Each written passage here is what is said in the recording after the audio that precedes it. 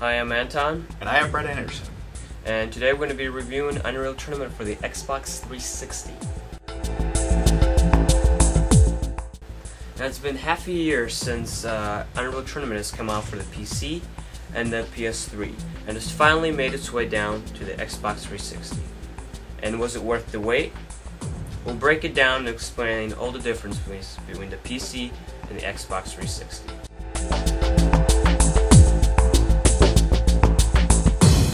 So the two of us usually have opposite opinions, but when it comes to Unreal Tournament on the Xbox 360, we have come to the same conclusion, and that is graphics. Graphics are about the same thing on both systems. Well, three systems actually. Either system you play on will run the exact same way. It may differ depending on what PC you're running, but if you're running a console, it'll run the exact same thing on any of us running a console. Graphically, it's a really nice game. I think Gears of War, one of the best games of next generation. They're using the new Unreal Engine 3.5, and it produces some spectacular colors and textures and just the polygon count. Looks amazing, but as he said, there is really no difference between the PC version and the Xbox 360 version. And waiting for half a year, you know, it comes down to gameplay. Now, the one advantage that the Xbox 360 has over PC and PlayStation 3 is the fact that they have split-screen multiplayer. Just like in Gears of War, you can take your buddy online with you on the same system, split-screen, and play with them. And it's quite fun. I would say we've been Mildly. I entertain myself by feigning my dad doesn't jump off of a tower, which is I break every bone in my body. Which says a lot about the game, that it's kind of dull. It is dull. You know, it was fun on the PC, but it just does not feel the same because of the controls. Controls, for a controller, it's way too fast. The sensitivity needs to be way higher. When you first start playing the game, it will feel way too sticky on the controller. If you want to ever play this game, make sure to adjust your settings to a higher sensitivity. The keyboard and mouse offer superior control over your character in the PC version. While on a 360 version or PS3 version, your controller will allow minimal efforts to snipe or any other controller movement to kill your opponent. Some of the things I've noticed that was lacking when I was playing on the 360 controller, whereas there's this weapon, it's the shock rifle, I think it's called? Yes. And there's a secondary fire, and you shoot out this big plasma ball, dark matter, and then you use your primary fire to explode it. Well, this is really hard because the hit detection, or just you're not as accurate with the thumbstick as you are with the keyboard and mouse. So therefore, you can't really do some things you could on PC as easily. Although they've did a pretty good job with selecting the weapons by holding down the left bumper, and a wheel comes up and you can select your weapons. If you memorize, it's quick and easy, but still, it comes down to the fact that PC is a bit faster and a little bit more fun to play on.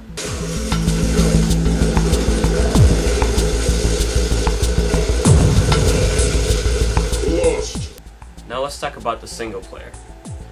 Now, the single player in this game is a bit weak. Not only weak, it's a bit pathetic. What it is just basically multiplayer. With bots. There's a storyline with Leanderson, whatever, coming down and attacking mining colonies, blah blah blah. It's very forgettable. It's just basically an excuse to add a single player, because otherwise this will be just a multiplayer game. Now, Unreal Tournament has always been all about the online, the multiplayer. This isn't a single player game, and will it ever be? No. You know, when you're buying this game, you know you're buying it for the multiplayer, not the single player. So I think they're trying to add a storyline and pretend like, oh, there's a real story behind Unreal Tournament. This is the first time ever we've done this. It is complete bullcrap, and didn't think it was very good. How about you? It's basically just a tack on. There's no real point to it other than if you want multiplayer practice or if you don't have online. And again, if you don't have online capabilities, you might as well just steer clear of this game because there's no real point to it. Exactly. If you don't have online, there's no real sense of buying this game, because this game is all about multiplayer, and that's where it all comes at. You still there? You shouldn't have come back. Oh, right. What happened when you die? I swore I I take care of you. From 1600 to good plan. Now for the final verdict. Gameplay.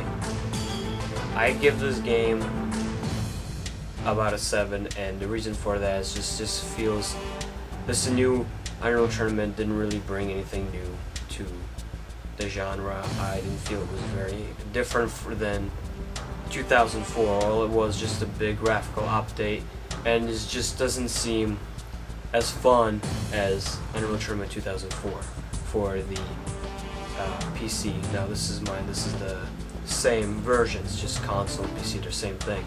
And this one just didn't bring anything new to the table, and just fills the pool of already many existing shooters. And you? Overall, I'd give this game a 6. It just doesn't seem like something you'd want to play for very long. It's the same thing rehashed over and over again, and you face the same people over and over again who seem to repeat the same exact tactics so you can fight with them the last time. The game is incredibly repetitive and seems very mediocre in the way they presented it to the Xbox 360.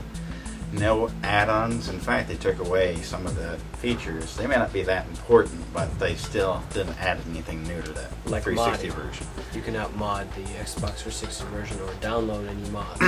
So overall, I'd give this game a 6. Graphics-wise, This game is definitely one of the best graphically represented games in the games genre on the 360. The Unreal 3 engine has always brought the best to the table on the next generation, and this game is no exception. thanks for watching, and we'll see you in our next episode of review of Battlefield Bad Company. Stay tuned.